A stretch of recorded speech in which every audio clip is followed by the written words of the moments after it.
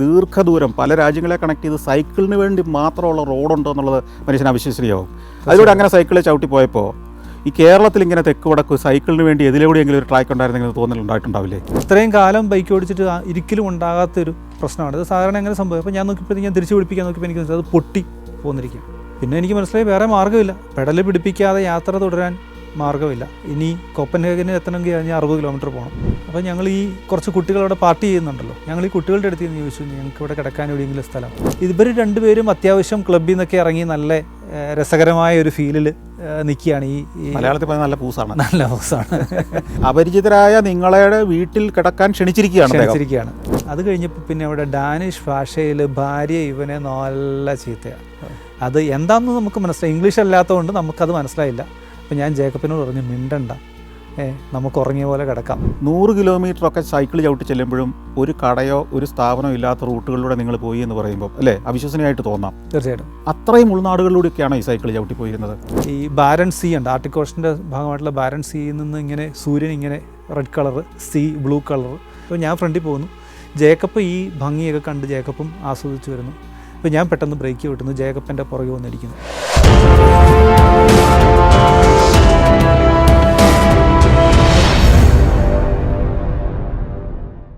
മലയാളികൾ ധാരാളമായി ലോകയാത്രകൾ നടത്തുന്ന ആളുകളാണിത്. ഏഷ്യയിലെ മിക്കവാറും എല്ലാ രാജ്യങ്ങളിലേക്കും യാത്ര ചെയ്ത ആളുകൾ, യൂറോപ്പിലേക്ക്, പിന്നെ ആഫ്രിക്കയിലേക്ക്, ലാറ്റിൻ അമേരിക്കയിലേക്കൊക്കെ യാത്ര ചെയ്യുന്ന ആളുകൾ. എന്നാൽ ഇന്ന് നമ്മൾ ഈ ഫേസ് ടു ഫേസ് പരിപാടിയിൽ പരിചയപ്പെടുത്തുന്ന ആൾ യൂറോപ്പിലെ 8 രാജ്യങ്ങളിലൂടെ, യൂറോപ്പിൻ്റെ തെക്കേ അറ്റത്ത് ഇറ്റലി എന്ന രാജ്യം കിടക്കുന്നു. ആ രാജ്യത്തിൻ്റെ മിലാനിൽ നിന്ന് ആരംഭിച്ച് 8 യൂറോപ്യൻ രാജ്യങ്ങൾ പിന്നിട്ട് നോർത്ത് പോളിൻ്റെ സമീപം വരെ സൈക്കിളിൽ യാത്ര ചെയ്ത, വിജയകരമായി യാത്ര പൂർത്തിയാക്കിയതിൻ്റെ അനുഭവമായി വന്നിരിക്കുന്ന ഒരാളെയാണ് ഇന്ന് ഈ പരിപാടിയിൽ അവതരിപ്പിക്കുന്നത്. Felix Augustine. ഫെലിക്സെ, സ്വാഗതം പരിപാടിയിൽ. Thank you. യൂറോപ്പിൽ 8 രാജ്യങ്ങളിലൂടെ ദീർഘമായൊരു സൈക്കിൾ യാത്ര നടത്തുന്നതിന് മുമ്പ് തീർച്ചയായിട്ടും കേരളത്തിലും ഇന്ത്യയിലും മറ്റ് സ്ഥലങ്ങളിലുമൊക്കെ യാത്ര ചെയ്തിട്ടുണ്ടാവാം. സൈക്ലിംഗ് ഒരു പാഷനായിട്ടുണ്ടാവാം. എങ്ങനെയാണ് ഈ സൈക്ലിങ്ങിൻ്റെ ഒരു ലോകത്തേക്ക് വരുന്നത്? നമ്മളെല്ലാവരും ചെറുപ്പത്തിൽ ധാരാളം സൈക്കിൾ ഉപയോഗിക്കാറുണ്ട്. അങ്ങനെ ഒരു കാലഘട്ടം മുഴുവൻ സൈക്കിളിലുണ്ടായിരുന്നു. പിന്നെ ബൈക്ക് കിട്ടിയ കാലം മുതൽ പിന്നെ സൈക്കിൾ മറന്നു. അതിനുശേഷം പിന്നെ ബൈക്ക് മാറി കാറിൽ കയറി. ഇതൊക്കെ കഴിയുമ്പോൾ നമുക്കൊരു 10-35 വയസ്സൊക്കെ കഴിയുമ്പോൾ നമുക്ക് തോന്നും എന്തെങ്കിലുമൊക്കെ ഒരു വ്യായാമം ആവശ്യമാണെന്ന് തോന്നും. അപ്പോൾ അങ്ങനെ ഞാൻ പതുക്കെ ഒരു ഓട്ടം ഒക്കെ തുടങ്ങി. പക്ഷേ ഓട്ടം അത്ര ഇഷ്ടപ്പെടാതിരുന്നപ്പോഴത്തേക്ക് ഞാൻ പതുക്കെ സൈക്കിളിലേക്ക് കയറി. 2017 ഞാൻ എൻ്റെ സൈക്ലിങ്ങിലേക്കുള്ള 2ാം വരവ്. ദീർഘദൂര സൈക്ലിങ്ങിലേക്ക്, അതായത് കേരളത്തിന് വെളിയിൽ അല്ലെങ്കിൽ വിദേശത്ത് ഇത്തരം ഒരു സാഹചര്യമുണ്ട്, സാധ്യതയുണ്ട് എന്ന് കണ്ടെത്തിയത് നിങ്ങൾ ഏതെങ്കിലും അസോസിയേഷൻ വഴിയാണോ അതോ ഒരു ഇൻ്റർനാഷണൽ കമ്മ്യൂണിറ്റി ഉണ്ടോ? എങ്ങനെയാണ്? ഒരു ഫ്രാൻസ് ബേസ് ചെയ്തിട്ടൊരു ഓർഗനൈസേഷൻ ഉണ്ട്, ഒഡാക്സ് ക്ലബ്ബ് എന്ന് പറയുന്നിട്ട്. ഈ ഒഡാക്സ് ക്ലബ്ബ് ലോകത്ത് മുഴുവൻ സൈക്ലിംഗ് ക്ലബ്ബുകളെ ഇവർ അക്രഡിറ്റ് ചെയ്തിട്ടുണ്ട്. അപ്പോൾ അവരുടെ ഈവൻറ്റുകളാണ് ഈ BRM എന്ന പേരിൽ ഈ 200 കിലോമീറ്റർ, 300 കിലോമീറ്റർ, 400, 600. അപ്പോൾ ഈ ഒഡാക്സ് ക്ലബ്ബാണ് ഈ സൂപ്പർ ആൻ്റണിയർ എന്ന പദവിയൊക്കെ കൊടുക്കുന്നത്. അപ്പം ഈ ഒഡാക്സ് ക്ലബ്ബ് ഓർഗനൈസ് ചെയ്ത ഒരു ഈവൻ്റാണ് പാരീസ് എന്ന് പറയുന്ന 4 വർഷം കൂടുമ്പോൾ ഫ്രാൻസിൽ നടക്കുന്ന ഒരു 1200 കിലോമീറ്റർ ദൂരമുള്ള ഒരു ഈവൻറ്റ്. ഞാൻ 2019 അതിൽ പാർട്ടിസിപ്പേറ്റ് ചെയ്തിരുന്നു. അന്ന് ആ യാത്രയിൽ പങ്കെടുത്തതിന് ശേഷം ഇവിടെ വന്ന് ആ യാത്രയുടെ അനുഭവങ്ങൾ ആ യാത്രയിൽ എന്ന് പറഞ്ഞ പരിപാടി പങ്കുവച്ചിരുന്നത് ഞാൻ ഓർക്കുന്നുണ്ട്. തീർച്ചയായിട്ടും. അപ്പോൾ അതുകൊണ്ട് ആ കഥകളിലേക്ക് ഞാൻ കൂടുതൽ കിടക്കുന്നില്ല. അപ്പോൾ ശരിക്കും ഇൻ്റർനാഷണൽ സൈക്ലിംഗ് ആരംഭിച്ചത് ഈ പറഞ്ഞ പാരീസ് യാത്രയായിരുന്നു അല്ലേ? അതെ. അതിൽ വിജയിക്കുകയും ചെയ്തു. തീർച്ചയായിട്ടും. അതിൽ 90 മണിക്കൂറിൽ ഞാൻ 88 മണിക്കൂറിലാണ് അത് കംപ്ലീറ്റ് ചെയ്തത്. അതിനുശേഷം ആണ് ഈ അടുത്ത കാലത്ത് ഈ മിലാനിൽ നിന്നുള്ള 8 രാജ്യങ്ങൾ പിന്നിട്ടുള്ള യാത്രയിലേക്ക് പോകുന്നത് അല്ലേ? അതെ. അതിൽ പങ്കെടുക്കാനുള്ള മാനദണ്ഡങ്ങൾ എന്തൊക്കെയായിരുന്നു? ഈ ഈവൻറ്റിന് പ്രത്യേക ക്വാളിഫിക്കേഷൻസ് ഒന്നും വേണ്ട.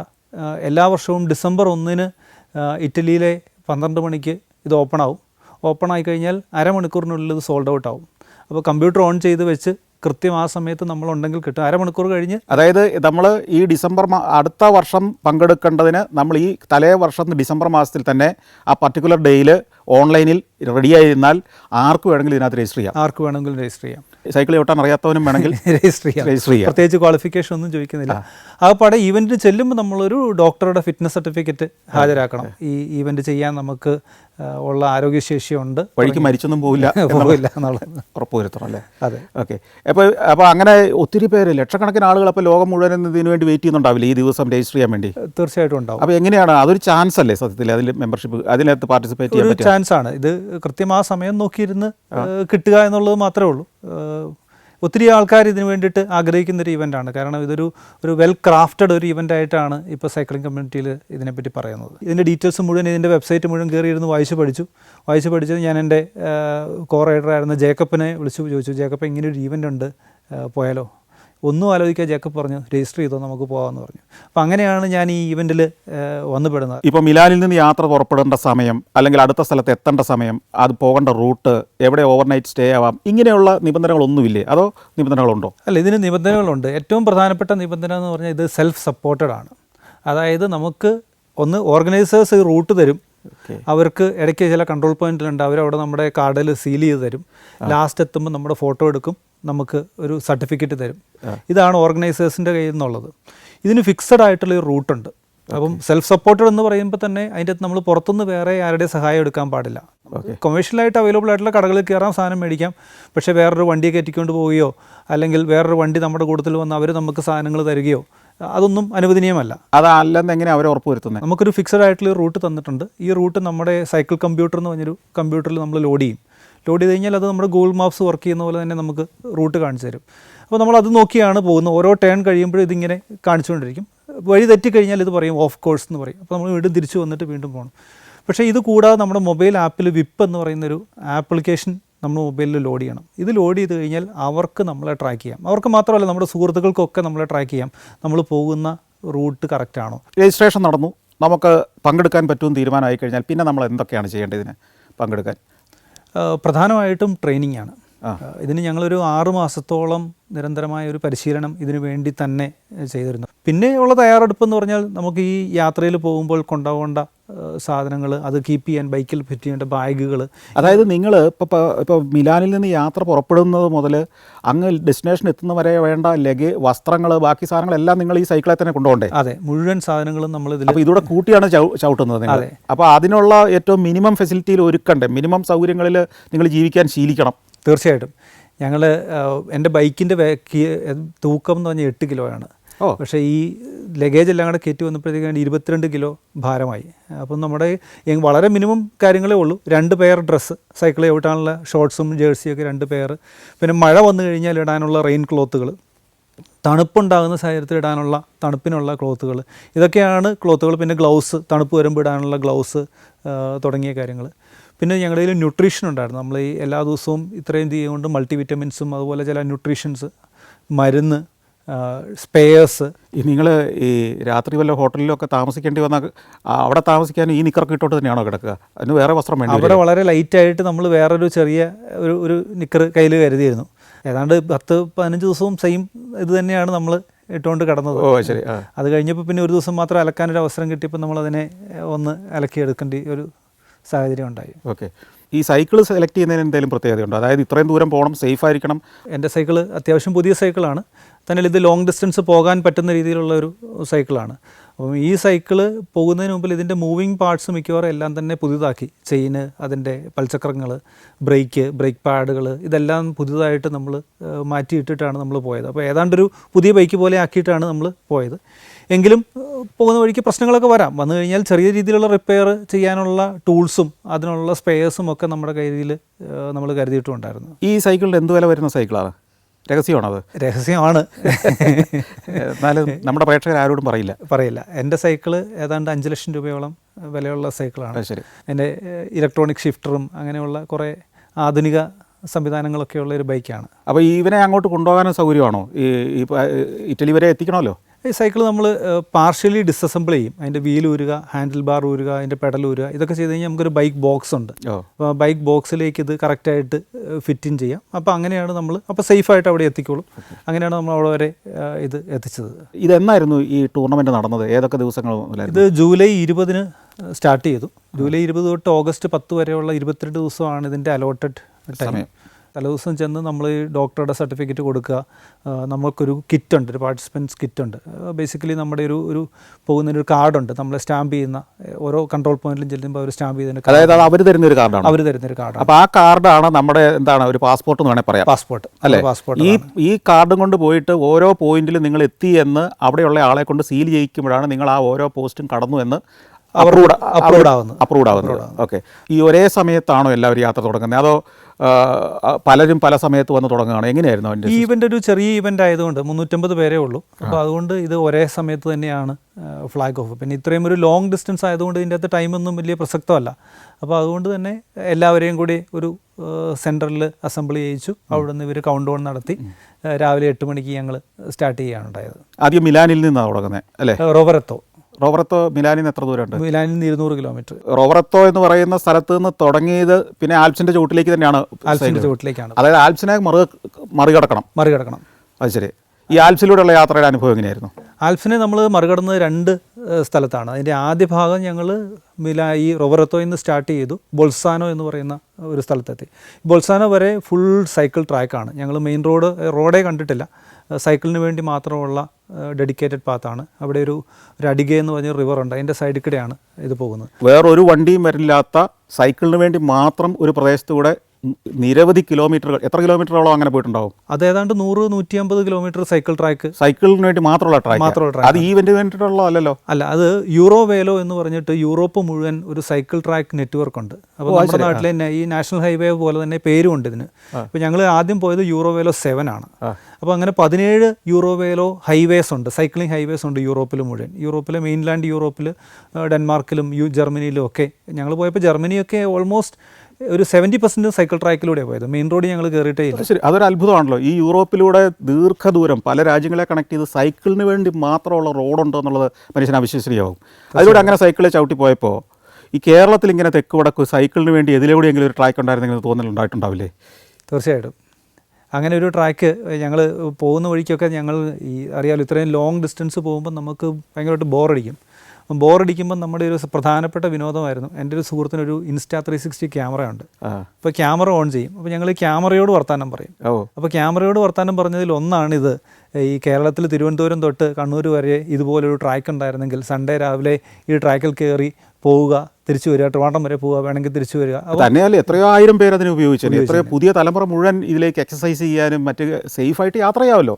വേറെ വാഹനങ്ങൾ വരില്ല, അതിനധികം വീതി വേണ്ടല്ലോ. ഇത് എത്ര വീതിയില്ല? ഇതൊരു 2 മീറ്റർ അത്രേ ഉള്ളൂ. 2 മീറ്റർ, അതായത് 2 മീറ്റർ സ്ഥലം ഒരിടത്തുനിന്ന് മറ്റേ അറ്റം വരെ അക്വയർ ചെയ്യാൻ കഴിഞ്ഞാൽ ഇത് സാധ്യമാകുന്നതേ ഉള്ളൂ അല്ലേ? അത് വളരെ നല്ല അടിസ്ഥാന സൗകര്യങ്ങളാണ്. അതെങ്ങനെയാണ്? വളരെ നല്ല രീതിയിൽ, വളരെ കുറച്ച് സ്ഥലത്ത് മാത്രം കോമ്പാക്റ്റഡ് ഗ്രാവലുണ്ട്, പക്ഷെ ബാക്കി മുഴുവൻ നല്ല ടാറിട്ട് വൃത്തിയായ സ്ഥലങ്ങളാണ്. ഇടയ്ക്ക് വിശ്രമ കേന്ദ്രങ്ങൾ അങ്ങനെയുണ്ടോ? ഇടയ്ക്ക് വിശ്രമ കേന്ദ്രങ്ങൾ. ഞങ്ങളെ അത്ഭുതപ്പെടുത്തിയ കാര്യം, ഈ ട്രാക്കിൻ്റെ സൈഡിൽ ഇറ്റലിയിലൊക്കെ റെസ്റ്റോറൻറ്റ്സ് ഉണ്ട്. അതായത് സൈക്ലിസ്റ്റുകൾക്ക് മാത്രമാണ് ആ റെസ്റ്റോറൻറ്റ്. കാരണം മെയിൻ റോഡില്ല അവിടെ, ഒരു കാറിൽ വരുന്നയാൾക്ക് അവിടെ വരാൻ പറ്റില്ല. അപ്പോൾ അവർക്ക് വേണ്ടി മാത്രമുള്ള റെസ്റ്റോറൻറ്റുകൾ പോലും ഉണ്ട്. പിന്നെ ഈ ഇറ്റലിയിലും ജർമ്മനിയിലും ഒക്കെ ഇതിൻ്റെ സൈഡിൽ ഒത്തിരി വാട്ടർ ഫൗണ്ടൻസ് ഉണ്ട്. ഈ ടാപ്പിലൂടെ ഇങ്ങനെ വെള്ളം ഒഴുകിക്കൊണ്ടിരിക്കുക. അപ്പോൾ നമുക്ക് ഇന്ന് വെള്ളം എടുക്കാം, വെള്ളം കുടിക്കാം.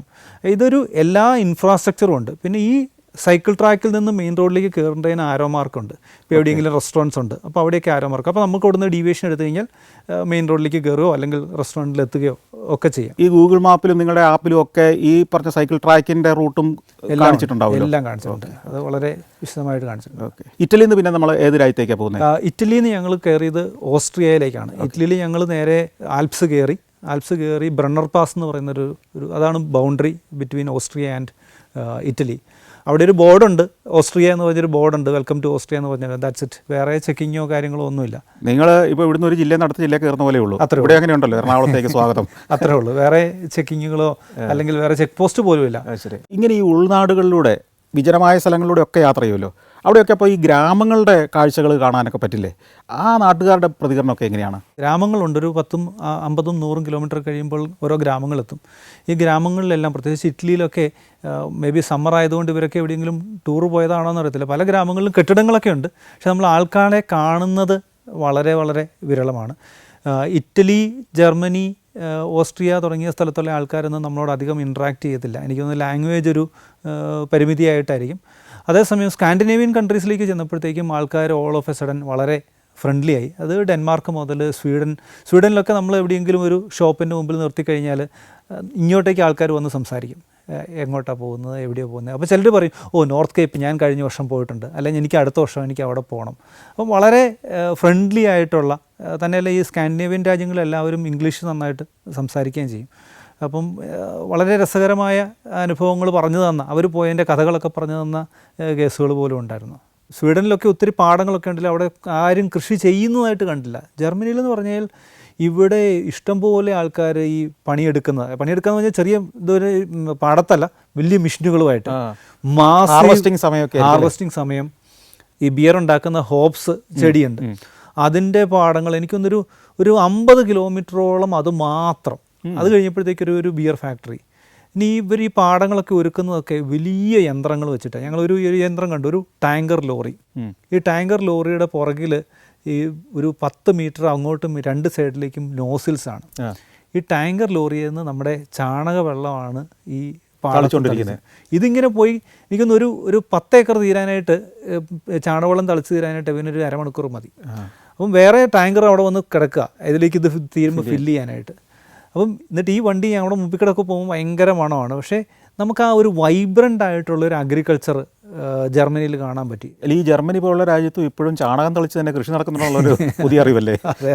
ഞങ്ങൾ കൂടുതലും പോയത് ഈസ്റ്റ് ജർമ്മനി ഏരിയയിലാണ്. അപ്പോൾ ഈ ഈസ്റ്റ് ജർമ്മനിയിൽ നമുക്ക് ആ ഒരു വെസ്റ്റ് ജർമ്മനിയെ പറ്റി നമ്മൾ കാണുന്ന ആ ഒരു ചിത്രമല്ല. കുറച്ചും കൂടെ ഡിലാപ്പിലേറ്റഡ് ആയിട്ടുള്ള ബിൽഡിങ്ങുകൾ, മോഡേൺ അല്ലാത്ത കെട്ടിടങ്ങൾ. ഇപ്പോഴും ആ പഴയ സോവിയറ്റ് യൂണിയൻ്റെ ആ ഒരു ഭരണത്തിൻ്റെ കീഴിലുണ്ടായിരുന്നതിൻ്റെ ഒരു സയൻസൊക്കെ ഇപ്പോഴും ഈ ഈസ്റ്റ് ജർമ്മനിയിൽ പലയിടത്തും കാണാനുണ്ട്. പക്ഷേ ബെർലിൻ പട്ടണമൊക്കെ എത്തിക്കഴിയുമ്പോഴത്തേക്കും പിന്നെ മാറി. ബെർലിൻ പട്ടണത്തിൽ ഞങ്ങൾ ഈ ഈസ്റ്റ് ജർമ്മനിയും വെസ്റ്റ് ജർമ്മനിയും തിരിക്കുന്ന ആ മതിലിൻ്റെ മുഴുവനില്ല, ഇപ്പോൾ റിമെയിൻസ് ഉണ്ട്. പിന്നെ അതിനൊരു ഗേറ്റ് ഉണ്ട്. അവിടെ ഇറങ്ങി കാഴ്ചകൾ കണ്ടിട്ടാണ് ഞങ്ങൾ ആ ഗേറ്റിലൂടെയാണ് ഞങ്ങൾ കടന്നു പോരുന്നത്. ഗേറ്റ്. അത് തന്നെ. ഇതിനിടയ്ക്ക് ഞങ്ങൾ ചെക്ക് റിപ്പബ്ലിക്കിൽ ഒന്ന് കയറി. ഒരു അര ദിവസം ഉണ്ടായിരുന്നുള്ളൂ. നമുക്ക് ആ രാജ്യത്തേക്ക് കയറിയപ്പോൾ തന്നെ മനസ്സിലായി നമ്മൾ ജർമ്മനി വിട്ടു എന്ന്. ബോർഡൊന്നും കണ്ടില്ല, കാരണം റോഡ് പൊട്ടിപ്പൊളിഞ്ഞ റോഡായി, കെട്ടിടങ്ങൾ വളരെ വളരെ മോശമായി. ചെക്ക് റിപ്പബ്ലിക്ക് ജർമ്മനിയുടെ ഈസ്റ്റ് ജർമ്മനി തന്നെ മോശമാണ്. ചെക്കിലേക്ക് കയറിയപ്പോഴത്തേക്കും നമ്മുടെ നാട്ടിലെ റോഡുകൾ അതിനേക്കാളും വളരെ ഭേദമാണ്. അപ്പോൾ അങ്ങനെ ചെക്ക് റിപ്പബ്ലിക്ക് കവർ ചെയ്തു. സ്വാഭാവികമായിട്ടും 20-22 ദിവസം യാത്ര ചെയ്യുമ്പോൾ കുറേ വെല്ലുവിളികളും പ്രതിസന്ധികളും ഒക്കെ യാത്രയിലുണ്ടായിട്ടുണ്ടാവുമല്ലോ. ഞങ്ങൾ ഡെൻമാർക്കിലൂടെ യാത്ര ചെയ്യുമ്പോഴാണ്. ഡെൻമാർക്കിൽ ഞങ്ങൾ ജർമ്മനിയിൽ നിന്ന് റോസ്റ്റോക്ക് എന്ന് പറയുന്ന ഒരു ടൗണിൽ നിന്ന് ഒരു ഫെറി കയറി, ഒരു വലിയൊരു കപ്പലിൽ കയറി ഡെൻമാർക്കിൽ ഇറങ്ങി. അവിടുന്ന് ഞങ്ങളിങ്ങനെ യാത്ര ചെയ്യുകയാണ്. അപ്പോൾ ഞങ്ങളുടെ ലക്ഷ്യം അന്ന് കോപ്പൻഹേഗൻ സിറ്റിയിലെത്തുക, അവിടെ താമസിക്കുക എന്നുള്ളതാണ്. അപ്പോൾ പോകുന്ന വഴിക്ക് മുഴുവൻ വിജനമായ പ്രദേശങ്ങളാണ്. കുറച്ചൊക്കെ ഈ ഗോതമ്പ് പാടങ്ങളുണ്ട്, ചിലയിടത്ത് വിജനമായി കിടക്കുന്ന സ്ഥലങ്ങളുണ്ട്, ചിലയിടത്ത് ആടുകളൊക്കെ മേയുന്ന സ്ഥലമുണ്ട്. ഇതിലൂടെയൊക്കെ ഞങ്ങളിങ്ങനെ പൊയ്ക്കൊണ്ടിരിക്കുന്നത്. രാത്രി ഒരു 11 മണിയായപ്പോൾ കോഗെ എന്ന് പറഞ്ഞൊരു ടൗണിലെത്തുക. അപ്പോൾ ഈ കോഗയിലെത്തിയപ്പോഴത്തേക്കും അവിടെ അന്ന് ഫ്രൈഡേ ഈവനിങ് ആണ്. അപ്പോൾ കുറേ കുട്ടികൾ അവിടെ റോഡ് സൈഡിൽ പാർട്ടിയൊക്കെ ചെയ്തിരുന്നത്. ഒരു 10 മീറ്റർ അപ്പുറത്തേക്ക് പോയപ്പോൾ എൻ്റെ ബൈക്കിൻ്റെ പെഡലിൽ നിന്നൊരു സൗണ്ട്, കട്ടക്കട്ടയെന്നൊരു സൗണ്ട്. അപ്പോൾ സാറിന് അങ്ങനെ കേൾക്കാറില്ലാത്തതാണ്. അപ്പോൾ ഞാൻ എൻ്റെ സുഹൃത്ത് ജേക്കബിനോട് പറഞ്ഞു, ജേക്കബ് എൻ്റെ പെഡലിൽ നിന്ന് എന്തോ സൗണ്ട് കേൾക്കുന്നുണ്ട്.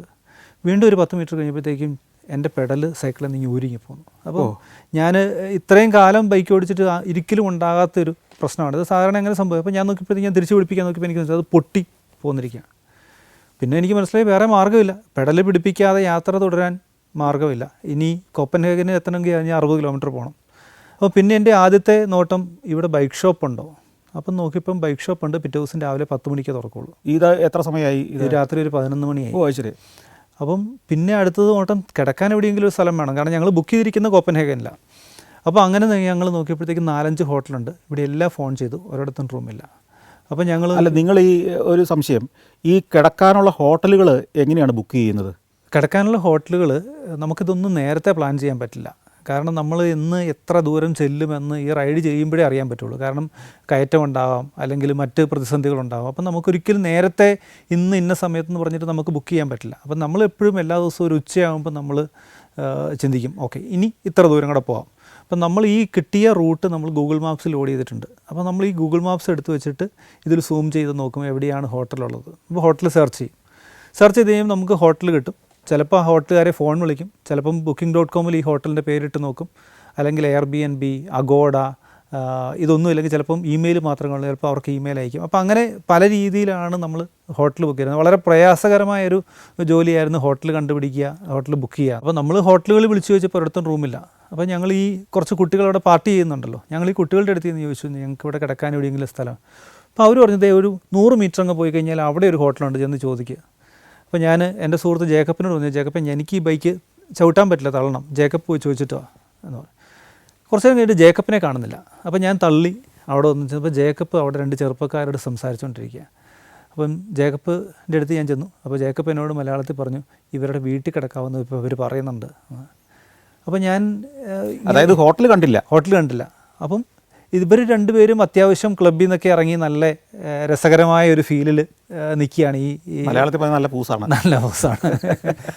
അപ്പോൾ ഞങ്ങൾ ഇവരുടെ കൂടെ നടക്കുന്നതിനിടയ്ക്ക് ഇവർ ഞങ്ങൾ ഈ സംഭവം ഇവർ വീണ്ടും ചോദിക്കുന്നുണ്ട്, എന്താണ് സംഭവിച്ചത് കാര്യങ്ങളൊക്കെ. എനിക്കൊന്ന് അവർ ഞങ്ങളെ ക്രോസ് ചെക്ക് ചെയ്യുന്നതാണ്.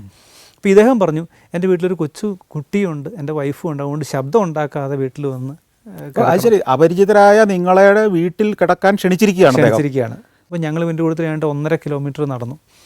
1.5 കിലോമീറ്റർ നടന്ന് അവൻ്റെ വീട്ടിൽ ചെന്ന് അവൻ്റെ വീടിൻ്റെ കീ ബോക്സിൽ ഇട്ടിട്ടുണ്ട്. അവന് നമ്പർ ലോക്കൊക്കെയാണ്. അവന് ഈ നമ്പർ ലോക്ക് പോലും കാണാൻ പറ്റത്തില്ല. അപ്പം ഇവൻ നമ്പർ പറഞ്ഞു തന്നു, ഞങ്ങൾ തുറന്നു, കീയൊക്കെ എടുത്ത് ഇവൻ സോഫ കാണിച്ചു തന്നു, അവിടെ ഒരു ബാത്റൂം കാണിച്ചു തന്നു.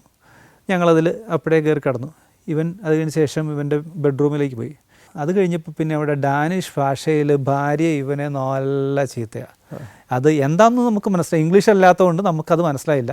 അപ്പോൾ ഞാൻ ജേക്കബിനോട് പറഞ്ഞു മിണ്ടണ്ട, നമുക്ക് ഉറങ്ങിയ പോലെ കിടക്കാം എന്ന് പറഞ്ഞ് ഞങ്ങളവിടെ സുഖമായിട്ട് കിടന്നുറങ്ങി. പിറ്റേ ദിവസം രാവിലെ ഞങ്ങൾ ഏറ്റവും റെഡിയായിരിക്കുക, കാരണം എപ്പോൾ വന്നാലും ഇറങ്ങണം. അപ്പോൾ രാവിലെ ഒരു 8 മണിയായപ്പം മാർട്ടിൻ എന്നാണ് ഇദ്ദേഹത്തിൻ്റെ പേര്, മാർട്ടിൻ ഇറങ്ങി വന്നു. അപ്പോൾ ഞങ്ങൾക്ക് പേടിയുണ്ടായിരുന്നു നീ ആരാന്ന് ചോദിക്കുമെന്ന്, കാരണം ഇന്നലത്തെ അവസ്ഥ കഴിയുമ്പോൾ. പക്ഷേ വളരെ സൗഹൃദപരമായിട്ട് പുള്ളി ഇറങ്ങി വന്ന് ഞങ്ങളെ സൈക്കിൾ ഷോപ്പ് എവിടെയാണെന്നും അതിന് മുമ്പിലെ കോഫി കഴിക്കാൻ സ്ഥലം എവിടെയാണെന്നും ഒക്കെ പറഞ്ഞു തന്നു. ഞങ്ങൾക്ക് ഇപ്പോഴും ഈ മാർട്ടിനുമായിട്ട് കോൺടാക്റ്റ് ഉണ്ട്. ഞങ്ങൾ ഫിനിഷ് ചെയ്ത് കഴിഞ്ഞപ്പോൾ ഞങ്ങളുടെ ഫോട്ടോസും ഒക്കെ അയച്ചപ്പോൾ പുള്ളി പറഞ്ഞു ഐ എം വെരി ഹാപ്പി. അപ്പോൾ അങ്ങനെ പിറ്റേ ദിവസം രാവിലെ നമ്മൾ അവിടെ സൈക്കിൾ ഷോപ്പിൽ ചെന്ന് ഈ പെഡൽ മാറി നമ്മൾ പോവുകയുണ്ടായി. ഇതുപോലെ എല്ലാ ദിവസവും പ്രശ്നങ്ങളുണ്ടായിരുന്നു. അത് ചില ദിവസങ്ങളിൽ നമ്മുടെ ഭക്ഷണവും വെള്ളവും കിട്ടാത്ത പ്രശ്നങ്ങൾ. ഞാൻ പറഞ്ഞല്ലോ ഈ 100 കിലോമീറ്ററും 150 കിലോമീറ്ററിനൊക്കെ ഇടയ്ക്ക് മാത്രമേ ഒരു ഹോട്ടലിൽ കിട്ടത്തേ ഇല്ല, സൂപ്പർ മാർക്കറ്റ് പോലും കാണുള്ളൂ. അപ്പോൾ ഒരു ദിവസം ഞങ്ങളിങ്ങനെ ഒരു സൂപ്പർ മാർക്കറ്റ് കണ്ടുവച്ചു. അപ്പം കണ്ടുവെച്ചെന്ന് പറഞ്ഞാൽ മാപ്പിൽ കണ്ടുവച്ചു. അപ്പം പക്ഷേ അത് കഴിഞ്ഞ് പിന്നെ നോക്കുമ്പോഴത്തേക്കും ഓൾറെഡി ഞങ്ങൾ അത് കടന്ന് 4 കിലോമീറ്റർ പോയി. അപ്പം ഓർത്തു ഇനി വേറെ ഏതെങ്കിലും കാണും എന്നോർത്ത്. ഇപ്പോൾ ഉച്ചയ്ക്ക് 1 മണിയായി. അപ്പം വെള്ളം ഏതാണ്ട് തീരാറായി, ഫുഡില്ല. അപ്പോൾ അങ്ങനെ ഞങ്ങൾ മുന്നോട്ടേക്ക് പോയി. പിന്നെ പോയിട്ട് ഒന്നുമില്ല. 100 കിലോമീറ്ററൊക്കെ സൈക്കിൾ ചവിട്ടി ചെല്ലുമ്പോഴും ഒരു കടയോ ഒരു സ്ഥാപനമോ ഇല്ലാത്ത റൂട്ടുകളിലൂടെ നിങ്ങൾ പോയി എന്ന് പറയുമ്പോൾ അല്ലേ അവിശ്വസനീയമായിട്ട് തോന്നാം. തീർച്ചയായിട്ടും. അത്രയും ഉൾനാടുകളിലൂടെയൊക്കെയാണോ ഈ സൈക്കിൾ ചവിട്ടി പോയിരുന്നത്? ഏതാണ്ട് ഞങ്ങൾ പോയതെല്ലാം തന്നെ ഉൾനാടുകളിലൂടെയാണ്. അപ്പം ഈ ജർമ്മനിയിലൂടെ പോയപ്പോൾ ഞങ്ങൾ മ്യൂണിക്ക്, ബെർലിൻ എന്ന് പറയുന്ന ചില പട്ടണങ്ങൾ കവർ ചെയ്തെങ്കിലും സ്വീഡനിൽ 1800 കിലോമീറ്ററോളം സൈക്കിൾ ചവിട്ടി. സ്വീഡൻ സൗത്ത് തൊട്ട് അങ്ങേയറ്റം നോർത്ത് ഫിൻലൻഡിൻ്റെ ബോർഡർ വരെ. വെള്ളം കിട്ടാതെ നമ്മൾ ഈ യൂറോപ്പിൽ ഈ സമ്മറിൽ ധാരാളം ക്യാരവൻസ് ഇങ്ങനെ പൊയ്ക്കൊണ്ടിരിക്കും. ആൾക്കാർ ട്രാവൽ ചെയ്യുന്ന മുഴുവൻ ക്യാരവൻസിലാണ്. ഇവരെവിടെയെങ്കിലും പോയി ക്യാമ്പ് അടിച്ച് റിക്രിയേഷൻ വെഹിക്കിൾസ്. അപ്പോൾ ഞങ്ങൾ പലപ്പോഴും വെള്ളം തീർന്നു കഴിയുമ്പോൾ റോഡ് സൈഡ് നിർത്തിയിട്ട് ഈ വാട്ടർ ബോട്ടിൽ ഈ വണ്ടി വരുമ്പോൾ പൊക്കി കാണിക്കും. അപ്പം ചില നിർത്തുകയില്ല, പക്ഷേ ചില ആൾക്കാർ ഈ വാട്ടർ ബോട്ടിൽ അവിടെ വെച്ച് അവർ വെള്ളം ഫില്ല് ചെയ്ത് തരും. അപ്പോൾ അവർ ചോദിക്കും വേറെ എന്തെങ്കിലും വേണോ? അപ്പോൾ നമ്മൾ പറയും വെള്ളം മതി എന്ന് പറഞ്ഞു. അപ്പോൾ വളരെ സൗഹൃദപരമായിട്ട് ഇവർ നമ്മളെ സഹായിക്കാനുള്ളൊരു മെൻറ്റാലിറ്റിയുമുണ്ട്. ആദ്യമൊക്കെ നാണമായിരുന്നു നമുക്ക് റോഡ് സൈഡിൽ നിർത്തി വെള്ളം ചോദിക്കാനായിട്ട്. പിന്നെ നമുക്ക് ആ നാണമൊക്കെ പോയതുകൊണ്ട് നമ്മൾ ഒരു ശീലമായി. അത് അപകടങ്ങൾ വല്ലതും ഉണ്ടായി യാത്രയിൽ? ലാസ്റ്റ് 125 കിലോമീറ്റർ മാത്രം ബാക്കി നിൽക്കേ. അപ്പോൾ നമുക്ക് അറിയാമല്ലോ, ലാസ്റ്റ് ദിവസം ഞങ്ങൾ കടന്നുറങ്ങിയപ്പോൾ പിന്നെ 125 കിലോമീറ്ററേ ഉള്ളൂ. അവിടുന്ന് അപ്പോൾ അന്ന് എല്ലാ ദിവസവും സുഖമായിട്ട് ഉറങ്ങി. പക്ഷേ ആ രാത്രി മാത്രം ഉറങ്ങാൻ പറ്റിയില്ല, കാരണം ലാസ്റ്റ് ഡേ ആണ്. അന്ന് പിറ്റേ ദിവസം ഉച്ചയാകുമ്പോൾ ഫിനിഷ് ചെയ്യും. അപ്പോൾ ഒരു എക്സൈറ്റ്മെൻറ്റ്, ടെൻഷന്. അപ്പോൾ ഞങ്ങൾ രാവിലെ റൈഡ് ചെയ്യാൻ ഇറങ്ങി. ഞങ്ങൾ ഇറങ്ങുന്നത് രാവിലെ 2:45 ഇപ്പോൾ പുലർച്ചെ തന്നെ ഇറങ്ങി. പക്ഷേ പുലർച്ചെ അന്നേരം സണ്ണുണ്ട് അവിടെ, മിഡ് നൈറ്റ് സണ്ണാണ്. നോർത്ത് പോളിലാണ്. അപ്പം അവിടെ ഇരുട്ടുന്നില്ല ശരിക്കും. അപ്പം നല്ല ഈ ബാരൻസ് സീ ഉണ്ട്, ആർട്ടിക് ഓഷൻ്റെ ഭാഗമായിട്ടുള്ള ബാരൻസ് സീയിൽ നിന്ന് ഇങ്ങനെ സൂര്യൻ ഇങ്ങനെ red colour, see blue colour. അപ്പോൾ ഇതൊക്കെ കണ്ട് ആസ്വദിച്ച് ഇങ്ങനെ പോയിക്കൊണ്ടിരിക്കുമ്പോൾ പെട്ടെന്ന് റോഡ് കുറച്ച് സ്ഥലത്തൊരു മോശം. അപ്പോൾ ഞാൻ ഫ്രണ്ടിൽ പോകുന്നു. ജേക്കബ് ഈ ഭംഗിയൊക്കെ കണ്ട് ജേക്കബും ആസ്വദിച്ച് വരുന്നു. അപ്പോൾ ഞാൻ പെട്ടെന്ന് ബ്രേക്ക് വിട്ടുന്നു. ജേക്കബിൻ്റെ പുറകെ വന്നിടിക്കുന്നു. അപ്പോൾ ഈ നമ്മുടെ സൈക്കിള് വീഴാതിരിക്കാൻ ഞാൻ കുറേയൊക്കെ ശ്രമിച്ചു, പക്ഷേ വീണ്ടും വലത്തേക്ക് വീണു. ഈ വലത് സൈഡിലേക്ക് വീണ് കഴിഞ്ഞാൽ പ്രശ്നം ഈ സൈക്കിളിൻ്റെ ഗിയറൊക്കെ ഇരിക്കുന്ന വലത് സൈഡിലാണ്. അപ്പോൾ അത് തട്ടിക്കഴിഞ്ഞാൽ അതിനെന്തെങ്കിലും വളവോ ഒക്കെ ഉണ്ടായിക്കഴിഞ്ഞാൽ പിന്നെ ഗിയർ മാറാൻ പറ്റില്ല. ഞാനെടുത്തു, കറക്കി നോക്കിയപ്പോൾ ഗിയർ വീഴുന്നില്ല. അപ്പം ഇതിൻ്റെ പ്രോബ്ലം എന്ന് വെച്ച് കഴിഞ്ഞാൽ ഇനി അങ്ങോട്ടേക്ക് കുറേ കയറ്റമുണ്ട്. അപ്പോൾ ഈ കയറ്റത്തിലൊക്കെ ഗിയർ മാറാതെ നമുക്ക് പോകാൻ പറ്റില്ല. നമ്മൾ 4100 കിലോമീറ്ററോളം നമ്മൾ ചവിട്ടിക്കഴിഞ്ഞു, ഇനി വെറും 125 കിലോമീറ്ററോളം, ഇനി ഞാൻ എന്ത് ചെയ്യും? അപ്പം ഇതൊരു ആകപ്പാടെ സങ്കടമായി. അപ്പോൾ ജേക്കബിന് അതിൽ കൂടുതൽ സങ്കടം, കാരണം ജേക്കബാണല്ലോ വന്നിടിച്ചത്. അപ്പോൾ അങ്ങനെയായി. ഞങ്ങളുടെ ഇവിടുത്തെ കേരളത്തിലെ ബൈക്ക് മെക്കാനിക് ഉണ്ട് മുരുകൻ എന്ന് പറഞ്ഞിട്ട്. അപ്പോൾ മുരുകനെ ഞങ്ങൾ അവിടുന്ന് ഫോൺ വിളിച്ചു. മുരുകൻ ഫോൺ എടുക്കുന്നില്ല. വീണ്ടും പലതവണ ട്രൈ ചെയ്തപ്പോഴത്തേക്കും മുരുകൻ അപ്പോൾ ഇവിടുന്ന് എഴുന്നേറ്റ് വരുന്നേ ഉള്ളൂ, കാരണം അവിടുത്തെ 2:45 ആയിട്ടുള്ളൂ. അപ്പോൾ മുരുകൻ എഴുന്നേറ്റ് വന്നു. മുരുകൻ വളരെ കൂളായിട്ട്, ഇപ്പം ഞങ്ങളിങ്ങനെ ടെൻഷൻ അടിച്ച് വിഷമിച്ച് നിൽക്കുക. ഇദ്ദേഹത്തിൻ്റെ എക്സ്പീരിയൻസ് കാരണമായിരിക്കും. ഇദ്ദേഹം കാര്യങ്ങളൊക്കെ കേട്ട് ഒരു ഫോട്ടോ അയക്കാൻ പറഞ്ഞു. ഞങ്ങൾ ഇവിടുന്ന് ഫോട്ടോ ഒക്കെ അയച്ചു കൊടുത്തു. അപ്പം പുള്ളി പറഞ്ഞു, സാറേ ബൈക്കൊന്ന് തിരിച്ചു വെക്കാമെന്ന്. അപ്പോൾ ഞങ്ങൾ അപ്സൈഡ് ഡൗൺ ആയിട്ട് വെച്ചു. എന്നിട്ട് പുള്ളി പറഞ്ഞു, അതിൻ്റെ ഒരു കേബിളുണ്ട്, ആ കേബിൾ ഒന്ന് റിലീസ് ചെയ്യുക, ഒന്ന് ഊരുക, തിരിച്ചു കുത്തി. അപ്പോൾ ഒക്കെ പുള്ളിക്ക് യാതൊരു ടെൻഷനില്ല. പുള്ളി വളരെ കോൺഫിഡൻ്റ് ആയിട്ട്, സാറേ ഒന്ന് തിരിച്ചു കുത്തി. അപ്പം ഇനി ഗിയർ ഒന്ന് മാറിക്കേ. അപ്പം ഞാൻ പറഞ്ഞു വർക്കാവുന്നില്ല. അപ്പം പുള്ളി പറഞ്ഞു അത് കുത്തിയത് ശരിയായിട്ടില്ല. അപ്പോൾ ഇവിടെ ഇരുന്ന് പുള്ളി മനസ്സിലാക്കി നമ്മൾ കുത്തിയത് ശരിയായിട്ടില്ല. അപ്പം ഒന്നുകൂടി ഉരുട്ട് വീണ്ടും കുത്തി. ഇപ്പോൾ വർക്കായി. എന്നിട്ട് പുള്ളി പറഞ്ഞു ഇനി ഗിയർ ഒന്ന് മാറി, അതോടൊപ്പം ഇതേൽ കൈകൊണ്ടൊന്ന് സപ്പോർട്ട് ചെയ്ത് കൊടുക്കുക, ഈ യൂണിറ്റിൽ കൈകൊണ്ടൊന്ന് സപ്പോർട്ട് ചെയ്ത് കൊടുക്കും. അപ്പോൾ ഇത് കറക്റ്റായിട്ട് ഷിഫ്റ്റായി. അപ്പം മുരുകൻ പറഞ്ഞു ഇനി ഓക്കെ, ഇനി സാർ ഓടിച്ചു. അതായത് ഈ ഒരു മനുഷ്യൻ്റെ എക്സ്പീരിയൻസ് ആണ് ഞങ്ങൾക്ക് അപ്പോൾ മനസ്സിലായത്. കാരണം പുള്ളിക്ക് ടെൻഷൻ ഉണ്ടായില്ല. പുള്ളി വളരെ കൂളായിട്ട് എന്താ ചെയ്യേണ്ടതെന്ന് ഫോണിൽ കൂടി കൃത്യമായി പറഞ്ഞു തന്ന് ഞങ്ങളിത്. അപ്പം ഈ വലിയൊരു ആശ്വാസമായിരുന്നു. കാരണം അല്ലെങ്കിൽ ഇത്രയും കഷ്ടപ്പെട്ടിട്ട് 150 കിലോമീറ്റർ മുമ്പ് റൈഡ് ഉപേക്ഷിക്കേണ്ട ഒരു സാഹചര്യം എന്ന് പറഞ്ഞു കഴിഞ്ഞാൽ വലിയൊരു നിരാശയായിപ്പോയി. അപ്പം ഇന്നും നമ്മളത് മനസ്സിലോർക്കുന്ന വലിയൊരു കാര്യമാണത്. ഈ യാത്രക്കിടയ്ക്ക് നിങ്ങൾ എവിടെയെങ്കിലും വെച്ച് മലയാളികളെ കണ്ടുമുട്ടിയിട്ടുണ്ടോ? ഞങ്ങൾ ഈ യാത്രക്കിടയ്ക്ക് 2 തവണയാണ് മലയാളികളെ കണ്ടെത്തിയത്. ഞങ്ങൾ ബെർലിനിൽ എത്തി. ഞങ്ങൾ എത്തി ഒരു സൂപ്പർ മാർക്കറ്റിൽ നിന്ന് കുറച്ച് സാധനം മേടിച്ചിട്ട് വൈകുന്നേരമാണ് റൂമിലേക്ക് പോകുക. റൂമിൽ ചെല്ലുമ്പോൾ കഴിക്കാനുള്ള ഫുഡ് കാരണം സൂപ്പർ മാർക്കറ്റ് 8 മണിയാകുമ്പോൾ അടയ്ക്കും. അപ്പോൾ അതിന് മുമ്പിൽ മേടിക്കണം, എന്നിട്ട് വേണം റൂമിൽ ചെല്ലുമ്പോൾ ഒരു 10 മണി ഒക്കെ ആവും. അപ്പോൾ ഞങ്ങൾ കയറി ഇറങ്ങി വന്നപ്പോഴത്തേക്കും 2 ഒരു ചെറുപ്പക്കാരൻ, പെരുമ്പാവൂരുകാരൻ ഒരു പയ്യനും അദ്ദേഹത്തിൻ്റെ ഭാര്യയും. അതവരാണ് മലയാളിയല്ലേ, ഞങ്ങൾ മലയാളിയാണ്. അപ്പോൾ കുറച്ച് നേരമൊക്കെ ഒന്ന് വർത്തമാനം പറഞ്ഞു. അപ്പോൾ അവർ പറഞ്ഞു ഞങ്ങളുടെ വീട് ഇതിൻ്റെ തൊട്ട് മേളിലാണ്, ഞങ്ങൾ അവിടെ വന്നു കഴിഞ്ഞാൽ ഞങ്ങൾ ചോറും അച്ചാറും തരാം. ഞങ്ങൾ പറഞ്ഞു ആഗ്രഹമുണ്ട്, പക്ഷേ ഞങ്ങൾക്ക് സമയമില്ല. ശരിക്കും ഞങ്ങൾക്ക് പോകണമെന്നും കഴിക്കണമെന്നും ഉണ്ടായിരുന്നു. കാരണം ഈ തണുപ്പത്ത് നല്ല ചൂട് ചോറും ഇച്ചിരി അച്ചാറും ഒക്കെ കൂട്ടി കഴിക്കണം എന്ന് ആഗ്രഹം ഉണ്ടായിരുന്നു. പക്ഷേ ഞങ്ങൾ പറഞ്ഞു, ഇവരെ ഇങ്ങനെ പരിചയപ്പെട്ട് ഞങ്ങളങ്ങനെ അങ്ങ് പോയി. പിന്നെ ഞങ്ങൾ മലയാളിയെ കണ്ടത് ഞങ്ങളുടെ ഒരു സുഹൃത്തിൻ്റെ സുഹൃത്ത് വർഗീസ് എന്ന് പറഞ്ഞു, നമ്മുടെ പാലായിലുള്ള അദ്ദേഹം നോക്കിയയിലാണ് വർക്ക് ചെയ്യുന്നത്. അദ്ദേഹം ഫിൻലൻഡിലാണ് വർക്ക് ചെയ്യുന്നത്. അപ്പോൾ ഞങ്ങളുടെ കുറച്ച് മെഡിസിൻസും കുറച്ച് ന്യൂട്രീഷനും ഒക്കെ ഞങ്ങൾ ഈ എല്ലാം കൂടി ഒരുമിച്ച് ക്യാരി ചെയ്യണ്ടല്ലോ എന്ന് ഓർത്ത് ഞങ്ങൾ ഇദ്ദേഹത്തിൻ്റെ അഡ്രസ്സ് മേടിച്ച് അവിടേക്ക് കൊറിയർ ചെയ്തു. അപ്പം ഇദ്ദേഹം താമസിക്കുന്ന ഓലു എന്ന് പറഞ്ഞ സ്ഥലത്താണ്. അവിടുന്ന് 3 മണിക്കൂർ യാത്ര ചെയ്ത് ഞങ്ങളെ കാണാനായിട്ട് തന്നെ ഇദ്ദേഹം ഈ റൊവനിയാമിയിലെത്തി. ഞങ്ങൾക്ക് ഈ പാക്കറ്റ്സ് ഒക്കെ തരികയും. റൊവനിയാമി എവിടെയാണ്? റൊവനിയാമി ഫിൻലൻഡിൽ, റൊവനിയാമിയുടെ അടുത്താണ് ഈ സാന്താക്ലോസ് വില്ലേജ് ഒക്കെ ഉള്ളത്. അപ്പോൾ അദ്ദേഹം അവിടെ വരികയും ഞങ്ങൾക്ക് ഈ പാക്കറ്റ്സുകളൊക്കെ. പിന്നെ ഞങ്ങളുടെ കൂട്ടത്തിൽ ഞങ്ങൾ സൈക്കിളിൽ സാന്താക്ലോസ് വില്ലേജിലേക്ക് പോയി. ഇദ്ദേഹത്തിൻ്റെ RBAയിൽ സാന്താക്ലോസിൽ വന്നു, വില്ലേജിൽ വന്നു. അവിടെ വന്ന് ഞങ്ങൾക്ക് ഫുഡൊക്കെ വാങ്ങിച്ചു തന്ന് ഞങ്ങളെ യാത്രയാക്കി ആയിട്ടാണ് വർഗീസ് പോയത്. അപ്പോൾ അങ്ങനെ 2 സ്ഥലത്താണ് നമ്മൾ മലയാളികളെ കണ്ടുമുട്ടിയത്. ഒരു 9:30 മണിയായി ഒരു കാറെങ്കിലും ഒന്ന് കാണാനായിട്ട്. അപ്പോൾ അത്രയ്ക്ക് വിജനമാണ്. അതായത് കടലിൻ്റെ അടിയിലോട്ട് ഇറങ്ങുകയാണ്. കടലിൻ്റെ അടിയിലേക്ക് ഒരു 3.5 കിലോമീറ്റർ അങ്ങ് ഇറങ്ങാം. അപ്പം നമ്മൾ ഭയങ്കര തണുപ്പ് അതിൻ്റെ അകത്ത്. അതായത് നമ്മുടെ തലയ്ക്ക് മുകളിൽ കടൽവെള്ളമാണ്. എവിടെയെങ്കിലുമൊക്കെ ടെൻ്റ് അടിച്ചൊക്കെ താമസിക്കേണ്ടി വന്നിട്ടുണ്ടാവില്ലേ? ഇവർ ഒരു ദിവസം ATMൽ കിടന്നുറങ്ങേണ്ടി വന്നു, കാരണം ഇവർക്ക് ഹോട്ടൽ കിട്ടിയില്ല. വേറെ ദിവസം പെട്രോൾ പമ്പിൽ കയറി കിടക്കാൻ നോക്കി, പക്ഷേ തണുപ്പ് കാരണം അവർക്ക് കിടക്കാൻ പറ്റില്ല. 2 സ്ഥലത്താണ് ഞങ്ങൾ കപ്പൽ കയറിയത്. ജർമ്മനിയിലെ റോസ്റ്റോക്കിൽ നിന്ന് ജഡ്സർ എന്ന് പറയുന്ന ഡെൻമാർക്കിലൊരു സ്ഥലത്തേക്ക്. കഴുത്താൽ നല്ല ഒരു കോളറൊക്കെ ഇട്ട്. ഇവൻ വണ്ടിയൊന്നും വന്നു കഴിഞ്ഞാൽ മാറില്ല, അവൻ റോഡിൽ നിന്ന് എടുക്കാൻ നിൽക്കും. വണ്ടികൾ അവിടെ നിർത്തി കൊടുത്തോണം, അവന് ഇഷ്ടമുള്ളപ്പോൾ അവൻ മാറും. നിങ്ങൾ ഈ വലിയ കരുതലോടുകൂടി വഴിയിൽ വണ്ടി നിർത്തി കൊടുത്ത ആ കക്ഷിയെ വറുത്ത് വെച്ചിരിക്കുകയാണ്. ഇവിടെയൊക്കെ രസമാണ്. പക്ഷെ നിങ്ങൾ ഫിൻലൻഡിൽ ചെല്ലുമ്പം ബിവെയർ ഓഫ് മസ്കിറ്റോസ്, അവിടെ കൊതുക് ഭയങ്കര പ്രശ്നമാണ്. അപ്പം നമ്മൾ മനസ്സിൽ പറഞ്ഞു, പിന്നെ കൊച്ചിയിൽ നിന്ന് വരുന്ന നമുക്ക് അവിടെ കൊതുക്. ഒരു 2 മിനിറ്റും കൊണ്ട് ഞങ്ങളെ പൊതിഞ്ഞ് വളരെ ചെറിയ കൊതുക്. ഇതുവരെ എൻ്റെ ജീവിതത്തിൽ ഇതുപോലൊരു കൊതുക് എൻ്റെ ആക്രമണം നേരിട്ടുള്ളത്. നോർത്ത് കേപ്പ് എന്ന് പറഞ്ഞാൽ എനിക്കൊന്ന് ലോകത്തിൽ മനുഷ്യന് എത്തിപ്പെടാവുന്ന ഏറ്റവും നോർത്തേൺ മോസ്റ്റ് പോയിന്റ് ആണ് ഈ നോർത്ത് കേപ്പ്. അത് കഴിഞ്ഞാൽ പിന്നെ ആർട്ടിക് ഓഷൻ ആണ്. ഒരു ഇവൻറ്റിൽ പങ്കെടുക്കണമെങ്കിൽ നമുക്ക് എന്ത് ചിലവ് വരും? ഇത് രഹസ്യമാണ്, കാരണം എൻ്റെ ഭാര്യയൊന്നും ഇത് കേൾക്കാൻ പാടില്ല, അതുകൊണ്ടാണ്. ഭാര്യ ഒരിക്കലും കേൾക്കില്ല.